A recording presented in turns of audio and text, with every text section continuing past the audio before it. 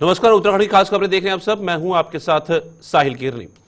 केंद्रीय गृह मंत्री अमित शाह आज मसूरी के दौरे पर हैं। केंद्रीय गृह मंत्री विशेष विमान से दोपहर जॉली ग्रांट एयरपोर्ट पर पहुंचे, जहां उनका स्वागत मुख्यमंत्री पुष्कर सिंह धामी सहित कई नेताओं द्वारा किया गया। अपने दौरे के दौरान अमित शाह ने मसूरी की लाल बहादुर शास्त्री प्रशासन अकादमी में निरीक्षण किया। इसके बाद IAS प्रशिक्षु अधिकारियों से मुलाकात की। केंद्रीय गृह मंत्री के दौरे को लेकर जिला प्रशासन और सुरक्षा एजेंसियों ने सुरक्षा के पुख्ता बंदोबस्त किए हैं। मसूरी में चप्पे चप्पे पर पुलिस बल तैनात किया गया है। कार्यक्रम स्थल और आसपास के क्षेत्रों में सुरक्षा का व्यापक प्रबंध किया गया है।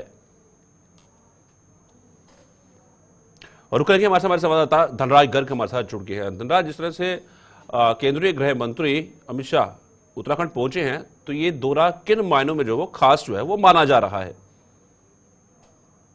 तो देखिए, आज ये गृह मंत्री अमित शाह का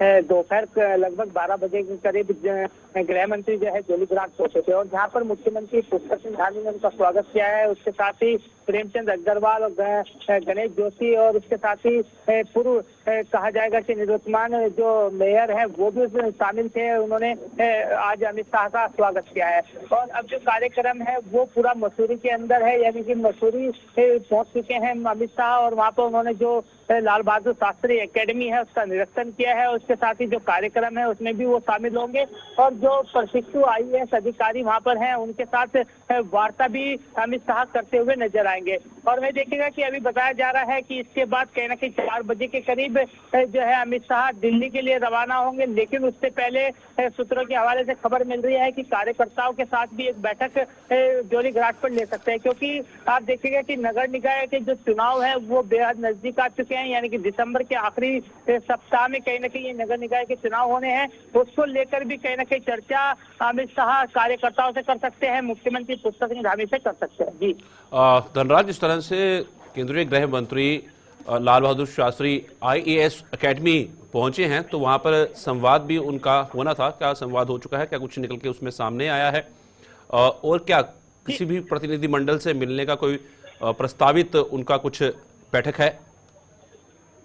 जी बिल्कुल, देखिए जो अमित शाह का पूरा कार्यक्रम है वो लाल बहादुर शास्त्री में उन्होंने आज निरीक्षण किया है और निरीक्षण के बाद कहीं ना कहीं एक कार्यक्रम था उसमें वो सम्मिलित होंगे। और वहीं जिससे से वार्ता करने की बात यदि कहें, संवाद करने की बात, तो IAS जो प्रशिक्षु वहाँ पर मौजूद है उनसे वार्ता कर सकते हैं और उनको जो संदेश है वो अपने माध्यम से दे सकते हैं। और उसके साथ ही आप देखिएगा कि जो कार्यक्रम बताया जा रहा है 4 बजे के लगभग जोली ग्रांट पहुंच चुके होंगे और जोली ग्रांट पर एक कार्यकर्ताओं के साथ बैठक लेंगे और उसके बाद वो दिल्ली के लिए रवाना हो जाएंगे। धनराज, जिस तरह से कार्यकर्ताओं के साथ बैठक होगी एयरपोर्ट पर, तो ये किन मायनों में खास रहने वाली है? क्योंकि लगातार कांग्रेस जो है वो आरोप लगा रही है कि भाजपा नहीं चाहती है कि निकाय चुनाव वहां पर करवाए जाए, तो उस मामले में भी कुछ निर्देश मिल सकते हैं कार्यकर्ताओं को?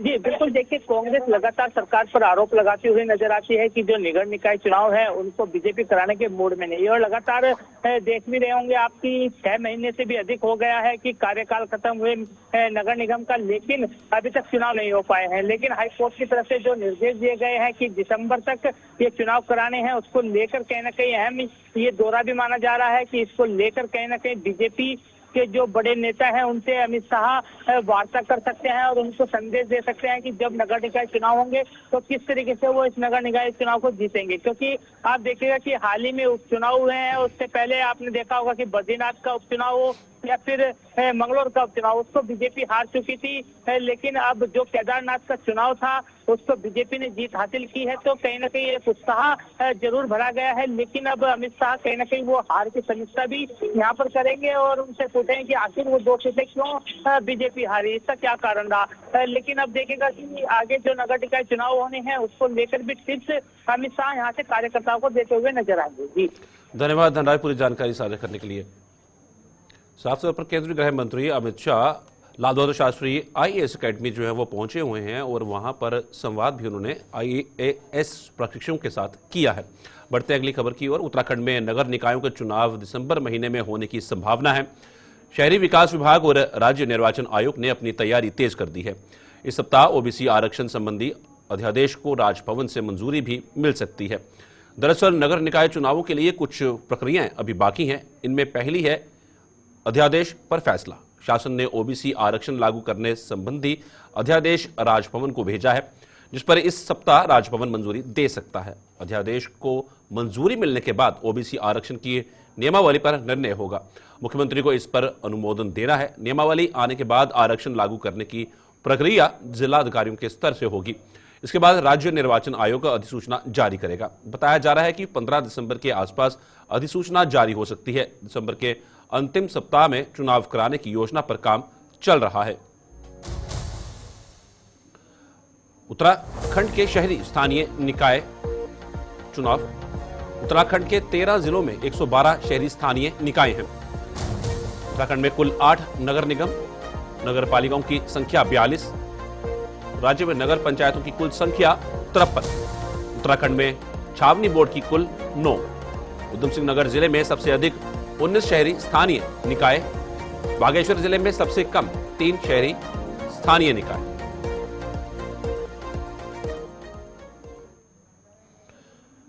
आवास और शहरी विकास मंत्री डॉक्टर प्रेमचंद अग्रवाल ने ब्राह्मणवाला में निर्माणाधीन आड़त बाजार का निरीक्षण किया। इस दौरान एमडीडीए द्वारा निर्माणाधीन पार्किंग, फायर स्टेशन आदि का निरीक्षण किया। उन्होंने कार्यों में गुणवत्ता बनाए रखने के लिए अधिकारियों को निर्देशित किया। डॉक्टर अग्रवाल ने बताया कि 356 प्रभावित व्यापारियों में से 285 व्यापारियों को यहां प्लॉट दिया जा रहा है। ये प्लॉट उनकी वर्तमान दुकान के मूल्य के आधार पर दिया गया है। बताया कि शेष व्यापारियों को धनराशि दी गई है। निरीक्षण के दौरान मंत्री अग्रवाल ने बताया कि लगभग 126 करोड़ रुपए की योजना से करीब 10 हेक्टेयर भूमि पर आड़त बाजार शिफ्ट किया जा रहा है। बताया कि 5 मंजिला पार्किंग निर्माणाधीन है, जिसमें 570 वाहनों को पार्क किया जा सकेगा। डॉक्टर अग्रवाल ने निरीक्षण के बाद बताया कि पार्किंग निर्माणाधीन है। आड़त बाजार के दोनों और सड़क बनाने का कार्य गतिमान है। यहां ओवरहेड टैंक निर्माणाधीन है। बताया कि 3 शौचालय बनाए जाएंगे जो सार्वजनिक होंगे, जिसमें महिलाओं के लिए एक पिंक शौचालय बनाया जाएगा। बताया कि यहां STP, fire station, cold storage, polyclinic, hotel, guest house तथा पार्क आदि बनाया जाना है। देखिए, आप जानते हैं जो हमारा आड़त बाजार इस टाइम जहाँ पे संचालित है, वहाँ चूँकि आड़त बाजार का मतलब है कि ट्रकों का आना, ट्रकों का जाना, वो माल का लोडिंग और अनलोडिंग, और वो एक ऐसा रास्ता अभी हमारे सामने है कि जिसमें अनेकों बार जाम लगता है।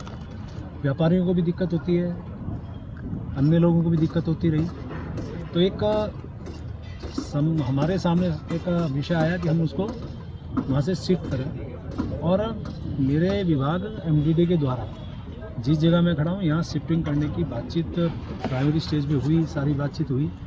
तो 356 हमारे प्रभावित व्यापारी हैं जिनको हम लोग शिफ्ट करने की स्थिति में हैं, जिसमें लगभग 200 लोगों ने कंसेंट दी है कि उनको प्लॉट दिया जाए, जिस वैल्यू का वहाँ पे उनकी दुकान है उस वैल्यू के हिसाब से यहाँ पे उनको प्लॉट हम दे रहे हैं। और ये 126 करोड़ रुपए की योजना से लगभग 10 हेक्टेयर में यहाँ हम लोग, आप देखिए मेरे पीछे एक पार्किंग बन रही है जिसमें 570 गाड़ियों की पार्किंग हो सकेगी। हमने दोनों साइड रास्ता बनाने का काम शुरू किया है। यहाँ एक ओवरहेड टैंक पानी का होना है, टॉयलेट्स बनने हैं जिसमें एक महिला के लिए पिंक टॉयलेट बनना है, एक पुल बनना है। कुल मिला के इसको हम बहुत तेज़ी से काम कर रहे हैं। लगभग मई 2025 तक इस काम की अवधि अभी हमारे सामने है। काम में गति भी है और मेरे द्वारा कहा भी गया है कि काम समय से भी हो, गुणवत्तापूर्वक भी हो। सामने नाला बहता हुआ भी मैंने देखा है, जो गंदा नाला मैं कह सकता हूँ, उसके लिए भी मैंने थोड़ा सा, मुझे लगा कि गंदी स्मेल उसमें आ रही थी, तो उसके लिए अलग से एक प्रोजेक्ट बन रहा है जिसमें आने वाले लोगों को उससे दिक्कत ना हो। कुल मिला के एक अच्छा कंसेप्ट जो हमारी सरकार का है, वो जब ये बन जाएगा और वो बॉटल नेक जिस प्रकार से वहाँ पे है वो भी ख़त्म होगा, आवागमन और स्मूथली वहाँ से हो सकेगा, और पूरा एक छत के नीचे यानी कि एक स्थान पे सारे व्यापारी वर्ग जब यहाँ आएंगे उनके लिए भी अच्छा होगा और अच्छे ढंग से वो काम कर सकेंगे। और उम्मीद कर रहा हूँ सही समय पे, सही टाइम पे हमने ये निर्णय लिया। पहाड़ के जंगलों में पैदा होने वाले शुद्ध शहद से लेकर सीढ़ीदार खेतों में उगाए जाने वाला ऑर्गेनिक मंडुआ, झंगोरा, गहत, राजमा और हैंडमेड ऊनी वस्त्र से लेकर हैंडीक्राफ्ट तक विशुद्ध उत्तराखंडी उत्पादों का brand house of Himalayas launching के 1 साल कम समय में 34 लाख रुपए से अधिक की बिक्री करने में कामयाब रहा है। ग्रामीण विकास विभाग के अधीन हाउस ऑफ हिमालयस उत्तराखंड के महिला स्वयं सहायता समूहों, किसानों, किसान उत्पादक संगठनों और ग्रामीण उद्यमियों द्वारा बनाए गए उत्पादों का कॉमन ब्रांड है। इसका उद्घाटन खुद प्रधानमंत्री नरेंद्र मोदी के हाथों दिसंबर 2023 में देहरादून में आयोजित ग्लोबल इन्वेस्टर समिट के दौरान हुआ था। प्रधानमंत्री के हाथों उद्घाटन के बाद हाउस ऑफ हिमालयाज के उत्पादों की एकाएक मांग बढ़ी है। बीते 11 महीनों में ही हाउस ऑफ हिमालयाज कुल 34,52,330 रुपए की बिक्री दर्ज करने में कामयाब रहा है। ग्रामीण विकास मंत्री गणेश जोशी का कहना है कि प्रधानमंत्री नरेंद्र मोदी के द्वारा हाउस ऑफ हिमालयस का उद्घाटन किया गया था। इसके बाद हाउस ऑफ हिमालयस की प्रोडक्ट लगातार लोगों को पसंद आ रहे हैं। ये सबसे पहले तो मैं प्रधानमंत्री जी का आभार व्यक्त करता हूं कि हाउस ऑफ हिमालय की लॉन्चिंग जो इन्वेस्टर समिट में आपने की, उससे आज उसकी इतनी डिमांड हो गई है कि विदेशों से लोग उसकी फ्रेंचाइजी मांग रहे हैं। और क्योंकि क्वालिटी को हमने मेंटेन करना है, हम मांग को पूरा नहीं कर पा रहे हैं। लगातार हमारे अधिकारी, हमारे कर्मचारी दिशा में काम कर रहे हैं और आने वाले समय में ये हमारा ब्रांड एक इंटरनेशनल ब्रांड होगा और जो हमारी क्वालिटी है सबसे बेहतर होगी। हमारा सबसे बड़ा फोकस क्वालिटी पे है, क्योंकि हमारे ब्रांड एम्बेसडर माननीय मोदी जी हैं, उन्होंने इसको लॉन्च किया है और आज ये हाउस ऑफ हिमालय की। राजधानी देहरादून को डस्टबिन फ्री बनाए रखने के लिए नगर निगम द्वारा रोजाना घरों से कूड़ा उठाया जा रहा है, लेकिन दूसरी तरफ कूड़ा उठान का शुल्क नहीं देने वालों पर कार्रवाई करने के लिए नगर निगम ने महिला समूहों से उन भवन स्वामियों की सूची मांगी है। इस बात को लेकर देहरादून के नगर आयुक्त गौरव कुमार ने कहा कि जो लोग कूड़ा उठान के सामान्य शुल्क को देने में आनाकानी कर रहे हैं, वहां पर निगम की टीम भेजकर उन्हें समझाने की कार्रवाई कर रहे हैं। साथ ही उन्होंने कहा कि अगर वे शुल्क देने के लिए नहीं मानते तो उन पर नियमानुसार कार्रवाई की जाएगी। हमारे 47 वार्ड्स में वाटर ग्रेस कंपनी के द्वारा डोर टू डोर कलेक्शन किया जा रहा था। इसमें यूजर चार्ज के लिए कोई व्यवस्था नहीं थी, जिसमें तत्कालीन प्रशासक महोदया के निर्देशों के क्रम में महिला समूहों को वार्ड आवंटित किए गए थे। अभी तक 38 वार्ड आवंटित किए जा चुके हैं। महिलाओं के द्वारा उसमें घर घर जाकर यूजर चार्ज कलेक्शन किया जा रहा है। कुछ वार्ड्स में ऐसा इश्यू आ रहा है कि लोग यूजर चार्ज देने में आनाकानी कर रहे हैं अथवा अभद्रता की जा रही है। ऐसी कई जगह से शिकायतें प्राप्त हुई हैं। अभी हमारे द्वारा उसमें अपनी टीम्स को भेजकर समझाने की कार्रवाई की जा रही है। यदि ये स्थिति जारी रहेगी तो ऐसे हाउस होल्ड्स पर सर्दी का मौसम आते ही वाहन संचालकों की मुसीबत बढ़ने लगती है, क्योंकि मौसम विभाग की तरफ से अलर्ट जारी किया गया है कि आने वाले समय में 2 से 3 दिन सड़कों पर कोहरा छाया रहेगा। कोहरा होने की वजह से गाड़ियों की रफ्तार भी धीमी हो जाती है और ऐसे में सड़क हादसे भी अधिक होते हैं, जिसको लेकर अब परिवहन विभाग भी जागरूकता अभियान के साथ साथ चेकिंग अभियान भी चलाने की तैयारी में है। परिवहन अधिकारी सुनील शर्मा की माने तो उनका कहना है कि जिस तरीके से कोहरा सर्दी के मौसम में पड़ने लगता है, उससे गाड़ियों की रफ्तार भी कम होती है और कई हादसे भी देखने को मिलते हैं। इन हादसों से बचने के लिए परिवहन विभाग की टीम लगातार ऐसे स्पॉट चिन्हित कर रही है जहां पर लाइटिंग की समस्या, ज़ेब्रा क्रॉसिंग नहीं है, मॉर्निंग मार्किंग की समस्या है या फिर बैरिकेडिंग की समस्या है। ऐसी जगहों को चिन्हित कर परिवहन विभाग जल्द ही जिला रोड सेफ्टी विभाग के माध्यम पीडब्ल्यूडी विभाग को रिपोर्ट भेज देगा और ऐसी जगह पर समस्याओं को दूर करेगा। देखिए, हमारे जो इन्फोर्समेंट टीम है उन्होंने पूरे देहरादून शहर और हरिद्वार शहर में रात के वक्त पूरा सर्वे किया था। तो हमारे द्वारा स्पेसिफिकली बताया गया है किस किस रोड पर हमें बैरियर्स की ज़रूरत है, कहाँ कहाँ लाइटिंग की समस्या है, कहाँ कहाँ ज़ेब्रा क्रॉसिंग या मार्किंग की समस्या है, जिसकी वजह से कोहरे में लोगों को दिख नहीं पाता है। तो हमने रेटर्स बना के डीएससी जो डिस्ट्रिक्ट रोड सेफ्टी कमेटी है उसके माध्यम से पीडब्ल्यूडी को दे दिए गए हैं और उन पर हम लोग ने परस्यू भी कर रहे हैं कि जल्दी से जल्दी ये कार्य करी जाए ताकि कोहरे से पहले हमारी सड़कें। हाल ही में उत्तराखंड की केदारनाथ विधानसभा में उपचुनाव हुए हैं, जिसमें भाजपा की प्रत्याशी आशा नोटियाल ने कांग्रेस प्रत्याशी मनोज रावत को 5000 से ज्यादा वोटों से पराजित किया। कांग्रेस की इस हार को लेकर उत्तराखंड कांग्रेस के प्रदेश अध्यक्ष करण महरा ने कहा कि केदारनाथ में पार्टी ने पूरे दमखम से चुनाव लड़ा लेकिन जीत नहीं पाए। उन्होंने कहा कि इसके पीछे बड़ी वजह केदारनाथ विधानसभा उपचुनाव में निर्दलीय प्रत्याशी त्रिभुवन चौहान को 9000 से ज्यादा वोट मिले। ये वोट कांग्रेस के पक्ष वाले वोट थे। करण मेहरा ने कहा कि कांग्रेस प्रत्याशी को पिछले चुनाव के मुकाबले 5000 वोट ज्यादा मिले हैं। इन सबके बावजूद भी प्रदेश अध्यक्ष ने केदारनाथ विधानसभा में मिली हार की जिम्मेदारी ली। देखिए, पहले तो मैं हार को स्वीकार कर रहा हूं कि हम सारे जतन करने के बाद भी इस चुनाव को नहीं जीत पाए। मुझे लगता है कि चाहे वो हमारी हरिद्वार हर की पैड़ी से केदारनाथ तक की केदारनाथ प्रतिष्ठा रक्षा यात्रा रही हो, चाहे अंकिता भंडारी को लेकर हमारा संघर्ष रहा हो, चाहे भर्ती घोटाले SSC भर्ती घोटाला रहा हो, चाहे वो केदारनाथ में सोने की चोरी, माँ जी के गुफा का नाम बदलना हो, गर्भगृह के नियम तोड़ने हो, इन सभी विषयों को कांग्रेस ने बखूबी उठाया। लेकिन हम जनता का जो हमने भरोसा जीता था, जो हमने वोट बीजेपी के खिलाफ किया था, वो वोट बट गया। मनोज रावत जी अपने पिछले जो भी चुनाव लड़े हैं उससे लगभग 5000 वोट ज़्यादा लेके आए हैं। वो सभी नेताओं की मेहनत का परिणाम है। और बीजेपी के खिलाफ पब्लिक में रोष था, इस बात का संकेत भी है।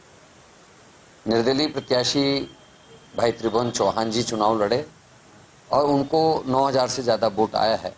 वो वोट भी वही था जो बीजेपी को नहीं जाना चाहिए था।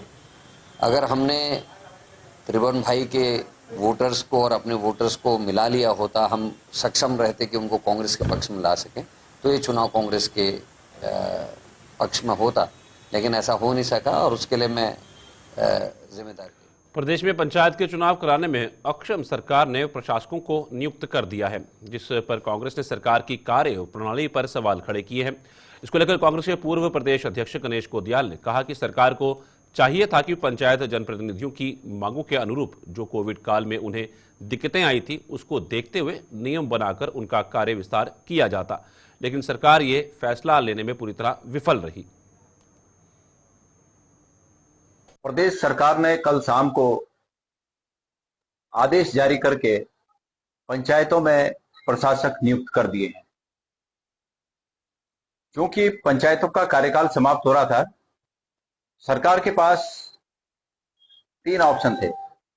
एक ऑप्शन ये था जिसकी मांग हमारे पंचायत प्रतिनिधि पिछले कुछ समय से करते आ रहे हैं, जिनमें उनकी ये मांग थी कि क्योंकि कोविड के दौरान 2 साल में उन्हें अपने कार्यकाल को गंवाना पड़ा, उनका कार्यकाल 2 साल कोविड के कारण इस प्रकार नहीं रहा कि वो लोगों की अपेक्षा पर खरा उतर सके और अपनी पंचायतों का वो जिस रूप में वहां काम करना चाहते थे, विकसित उन पंचायतों को करना चाहते थे, वो समय उन्हें नहीं मिला। उनकी अपील सरकार के पास पेंडिंग थी। तो एक तो ऑप्शन ये था सरकार का कि सरकार उन्हें 2 साल या 1 साल का कार्य विस्तार नियम बनाकर दे। अगर 2 साल और 1 साल नहीं देना था तो कम से कम सरकार ये तो कर ही सकती थी कि ये नियम बनाकर जो अगले 6 महीनों के लिए प्रशासक बिठाए गए हैं, उन प्रशासकों की जगह पर अगले 6 महीने इन्हीं को कार्य विस्तार दिया जाता है। समय इनका जो टेन्योर है वो टेन्योर आगे किया जाता, 6 महीने के लिए एक्सटेंड किया जाता। लेकिन सरकार ने इस ऑप्शन पर कोई विचार नहीं किया। सरकार के पास जो दूसरा ऑप्शन था वो ये था कि सरकार तत्काल चुनाव कराती, समय पर चुनाव करा देती और समय पर चुनाव कराने के बाद जो ये बचा हुआ जो ये अभी तक इसको अनाउंस कर देती और अगले 1-2 महीने के लिए फिर ठीक है, तब तो कोई बात नहीं है कि उन्होंने 1-2 महीने के लिए प्रशासक नियुक्त किए। लेकिन सरकार ने इस ऑप्शन पर भी कोई विचार नहीं किया। सरकार ने विचार जो सबसे आसान ऑप्शन था उस पर किया, जिसका सरकार को ऐसा लगता है कि बहुत लंबे समय से। भगवा क्रांति संगठन की राष्ट्रीय अध्यक्ष साध्वी प्राची जसपुर के उमरपुर गांव पहुंची, जहां उन्होंने गांव के लोगों और महिलाओं से हिंदुत्व की भावना एवं संस्कार जगाने के लिए संवाद किया। इस दौरान भाजपा नेता शीतल जोशी व भाजपा कार्यकर्ता मौजूद रहे। वहीं साध्वी प्राची ने कहा कि जात पात की करें विदाई, हम सब हिंदू भाई भाई, ये हम सबको संकल्प लेना चाहिए। उन्होंने वक्फ बोर्ड को लेकर कहा कि वक्फ बोर्ड की स्थापना नेहरू परिवार और कांग्रेस ने की और वक्फ बोर्ड की स्थापना इसलिए की गई थी कि इस हिंदुस्तान को इस्लामिक देश बनाना था। अब जात पात की करे विदाई, हम सब हिंदू हिंदू भाई भाई, ये हमारा उद्देश्य होना चाहिए। हम सबका ये संकल्प होना चाहिए। ये वक्फ बोर्ड को मैं कई दिनों से मैं बराबर बोलती जा रही हूँ। वक्फ बोर्ड की जो स्थापना की थी नेहरू ने, नेहरू खानदान ने और कांग्रेस ने की थी। और ये जो वक्फ बोर्ड की स्थापना की थी वो इसीलिए की थी कि उनको हिंदुस्तान इस्लामिक देश बनाना था। लेकिन आज का हिंदू विकासनगर में अतिक्रमण को लेकर नगर पालिका एक्शन में नजर आ रही है। नगर पालिका द्वारा फुटपाथ पर कब्जा करने वाले कब्जाधारियों के खिलाफ चालान की कार्रवाई की गई। आपको बता दें कि समय समय पर नगर पालिका के द्वारा ये कार्रवाई की जाती है, लेकिन फल सब्जी की रेडी लगाने वाले और दुकानदार अपनी दुकानों के आगे अवैध तरीके से अतिक्रमण कर लेते हैं, जिससे कि पैदल चलने वाले लोगों को भारी दिक्कत का सामना करना पड़ता है। नगर पालिका द्वारा लगभग 7 लोगों के विरुद्ध चालान की कार्रवाई की गई है। अतिक्रमण के विरुद्ध नगर पालिका द्वारा आज अभियान चलाया गया है, जिनके द्वारा भी अवैध रूप से सामग्री बाहर रखी गई है, उसे जब्त करने की कार्रवाई की जा रही है। सर आप कार्रवाई करते हैं, उसके पश्चात 15-20 मिनट दुकानदार वापस दुकान लगा लेते हैं। पालिका स्तर पर नियमित रूप से कार्रवाई की जा रही है और लोगों को इस संबंध में अवगत भी किया। अभी आज हमें चालान की कार्रवाई की गई है, इसमें लगभग 6-7 लोगों का चालान किया गया है। काशीपुर में Samrat Prithviraj Chauhan group of institute द्वारा नशा मुक्ति भारत अभियान के तहत जागरूकता रैली निकाली गई। इस अवसर पर संस्थान के छात्र छात्राओं ने क्षेत्र में रैली निकालकर क्षेत्र की जनता को नारे लगाकर नशे के विरुद्ध लोगों को जागरूक किया। इस दौरान संस्थान के मैनेजिंग डायरेक्टर महेश सिंह चौहान ने छात्रों को संबोधित करते हुए नशे के दुष्प्रभावों के बारे में विस्तार से बताया। इस दौरान संस्थान के अध्यक्ष गोपाल सिंह चौहान ने समस्त छात्रों को एवं क्षेत्र की जनता को नशे के विरुद्ध एकजुट होने का संदेश दिया। इस दौरान एकत्रित छात्र छात्राओं ने क्षेत्र के विभिन्न मार्गों से होते हुए जागरूक रैली निकालकर नशे के प्रति लोगों को जागरूक करने का कार्य किया। जो हमारे बच्चों में उत्साह है नशे के खिलाफ। नशा एक समाज की वो कुरीति है कि जिससे एक आदमी ही तबाह नहीं होता, उसका एक परिवार पूरा खत्म हो जाता है। और ये सबसे पहले अपराध की जननी है नशा। यहाँ से सारे अपराध शुरू होते हैं। अगर नशा नहीं करेगा तो कोई उसके अंदर दुर्व्यसन नहीं आएगा, कोई किसी तरीके की कुरीति नहीं आएगी। तो मैं सभी बच्चों से और युवाओं से आह्वान करता हूँ कि नशे के खिलाफ रहें और नशे से दूर रहें। वो अपने समाज को बचाइए और कभी भी अपने जीवन में नशे का आप प्रयोग ना करें। ये हमारा धीमरखेड़ा है, कोकड़ा ताल है और इधर मारिया स्कूल, आगे हम शहर में जा रहे हैं। हमारे बच्चों ने गांव में जो नशे के प्रति जागरूक करना है, यही प्लान है हमारा और यही हमारा उद्देश्य। हमारे देश में बढ़ते हुए नशे को लेकर जो युवा पीढ़ी आजकल नशे की ओर ज्यादा बढ़ रही है, तो उसमें हम आज अपने कॉलेज की तरफ से एक रैली निकाली जा रही है, जिसमें कि एक ये जागरूक कराया रहा है कि हमारे जो देश का युवा है कि वो नशे की तरफ ना बढ़े और मतलब अपने खेल कूद की तरफ ध्यान दे, अपने स्वास्थ्य की तरफ ध्यान दे, कि जिससे उसको। हल्द्वानी में परिवहन ने 19 टीम बनाकर शहर में ताबड़तोड़ छापेमारी की और इस दौरान दर्जनों गाड़ियों को आरटीओ कार्यालय लाकर उनके खिलाफ कार्रवाई की गई। लेकिन परिवहन विभाग की यह कार्रवाई लोगों के लिए मुसीबत बन गई। वाहन चालकों और लोगों ने परिवहन विभाग की कार्रवाई के खिलाफ कई प्रकार के आरोप लगाया कि उन्हें घर से बाहर निकलते ही उठा लाए, तो कहीं चालकों ने कहा कि उनकी खाली गाड़ी थी, उसके बावजूद उन्हें जबरदस्ती आरटीओ का लाकर चालान कर दिया। वहीं कई गाड़ियों में बैठे यात्री और राहगीरों को भी फजीहत का सामना करना पड़ा। वाहन चालकों ने आरटीओ प्रशासन पर दबंगई और उत्पीड़न करने के सीधे सीधे आरोप लगाए। वहीं आरटीओ संदीप सैनी का कहना है कि परिवहन नियमों के और अनावश्यक पार्किंग के खिलाफ 19 टीम में अलग अलग इलाकों में भेजी गई, जिसमें 50 से अधिक वाहनों को उल्लंघन करते हुए पाया गया, जिनके खिलाफ कार्रवाई की जा रही है और यातायात नियमों का पालन न करने वालों को अब बख्शा नहीं जाएगा। सर मेरी मैं जो है बेतनाग को जा रहा था, पैसेंजर मेरी गाड़ी में कोई भी नहीं था सर, और मेरा जो है 6500 रुपये का मेरा चालान काट दिया है। पता नहीं सर, अब ये जो है गाड़ी उठा के जो है इधर ले जाता हूँ, ड्यूटी जो करते हैं उनको सुबह ले जाता हूँ, शाम को लाता हूँ। और मैं अभी वहाँ पे सवारी भर रहा था तिकोनिया, और उसके बाद अपनी समस्या आ गया मुझसे बोला गाड़ी में बैठो, गाड़ी मेरी यहाँ पूरे हैं, सब कुछ है, मैं घर से कागज पूरे हैं, सब कुछ पूरा है। क्या नाम है आपका? मेरा धीरज। वो साहब उसको ले जा रहा था, मतलब कोई सवारियां नहीं थी, बोला चलो ITO ऑफिस चलो, और तो बच्चे आए हैं यहाँ जिन गाड़ियों में, वो अभी ITO ऑफिस में खड़े हैं, वो बच्चे भी बड़े परेशान हैं।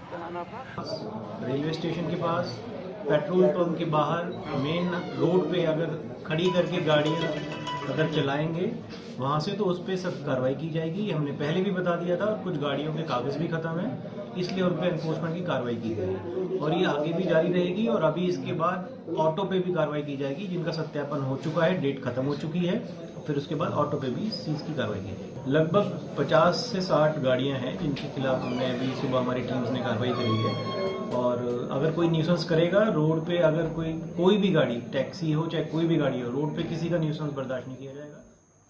गुलिस्तान पर खबरों का सिलसिला यूं चलता रहेगा। फिलहाल उत्तराखंड की खास खबरों में इतना ही। दीजिए इजाजत, नमस्कार।